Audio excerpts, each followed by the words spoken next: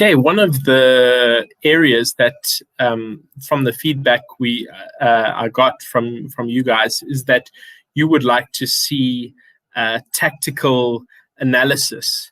That's quite difficult. So I've had to do some thinking, and I think what I'll start off by doing is basically just describing how I would approach a game tactically, and maybe discussing a few different formations, and then from there we can really see this program might evolve. We might change it and do kind of a more Monday Night Football kind of thing if that's in fact what you want. Okay, so to start off with, I've got two teams set up here. Okay, I've got the black team as St. David's and the blue team as another team. And as you can see, I wonder if I can actually remove the blue team.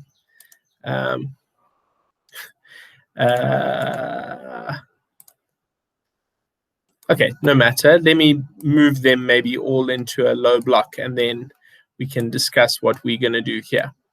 Okay, so first of all, I'd like to just discuss the versatility of a 4-3-3. Okay, this is a really low block. So a 4-3-3, the traditional version of a 4-3-3 has four defenders, 3 midfielders, and 3 attackers.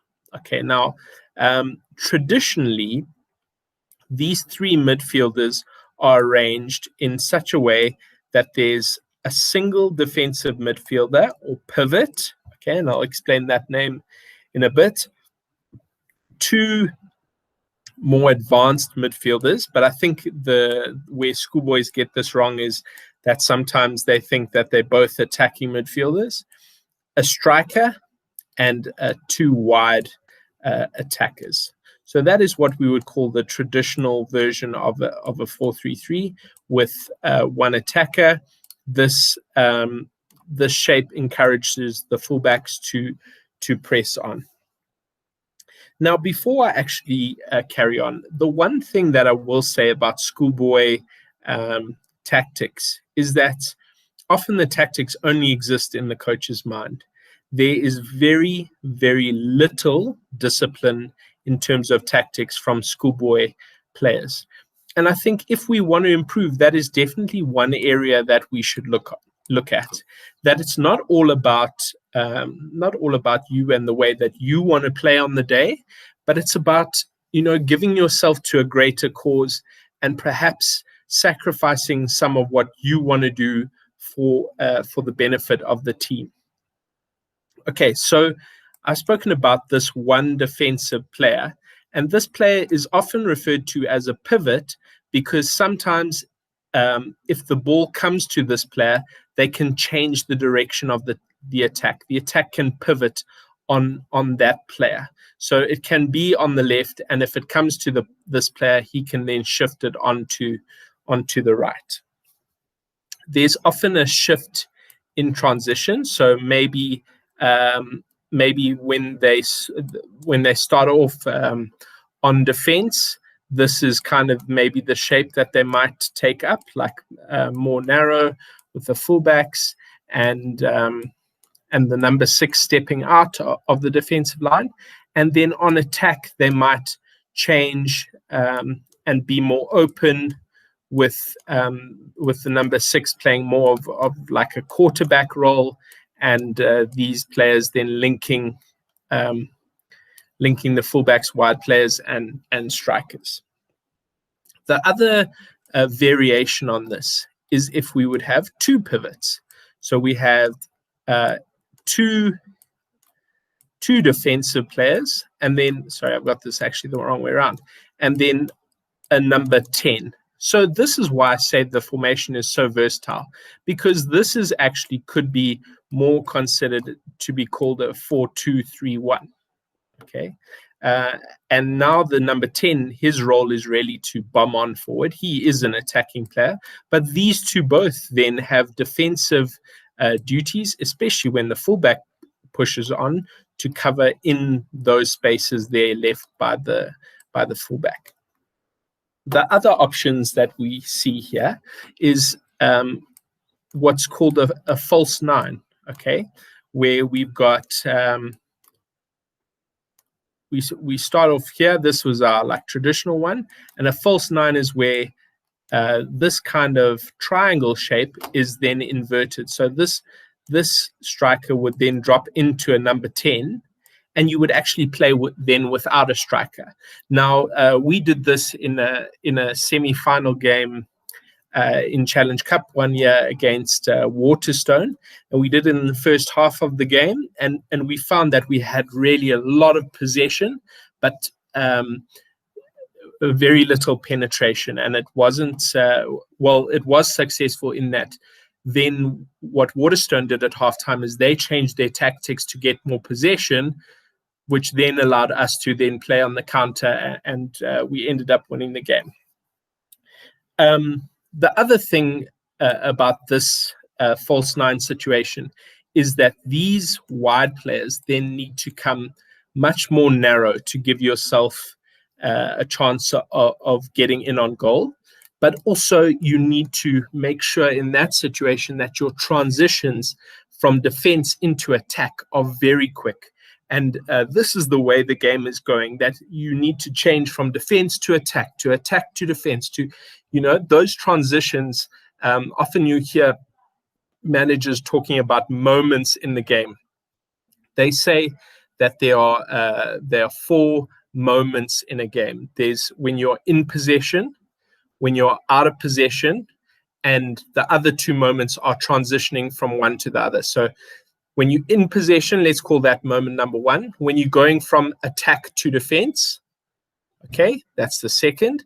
When you're in defense, that's the third. And then when you're going from defense to attack, that's another moment of the game, another shift. And when with this false nine, you can actually see that this then presents itself as a 4-4-2 diamond, which a couple of sides around are starting to experiment with. I really like this formation. It's obviously then very important for the fullbacks to really push on when you're in possession.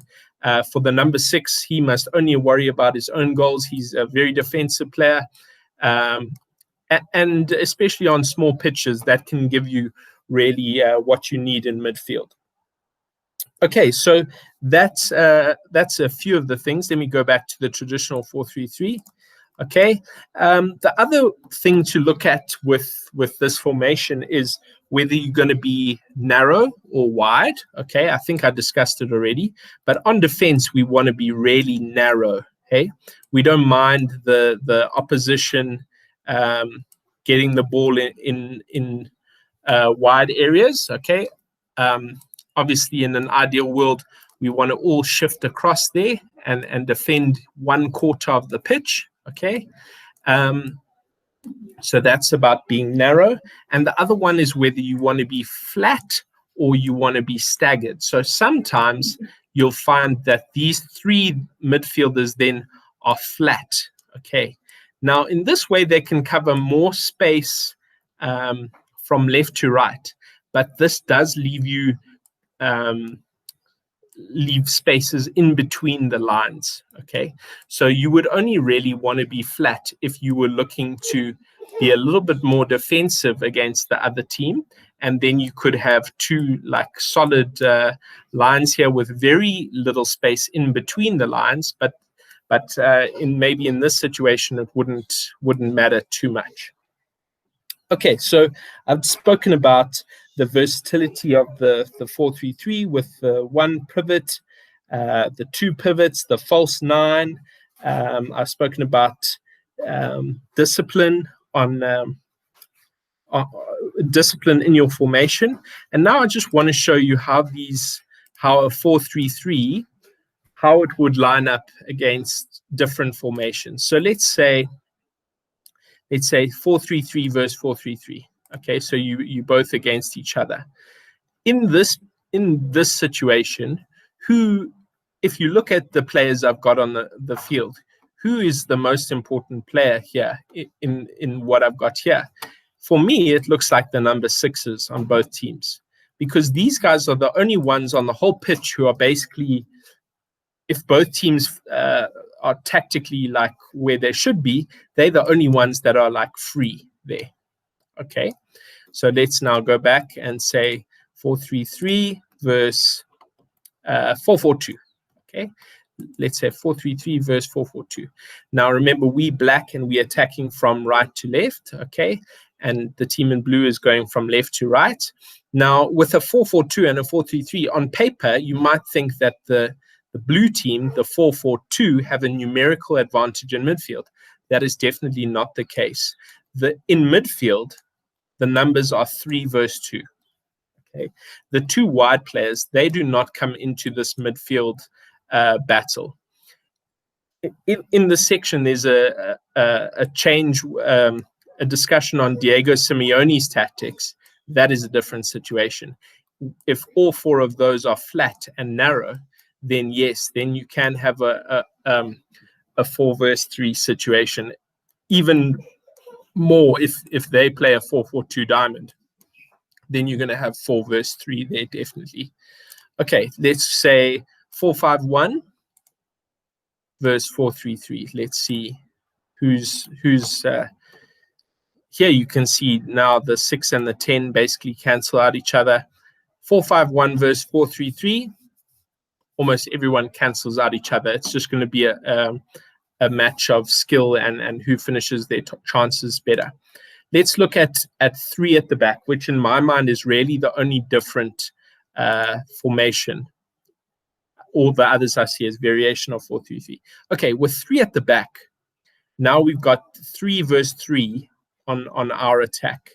But here, what could happen is when they are in defense, they actually have 5 in their defense. Okay.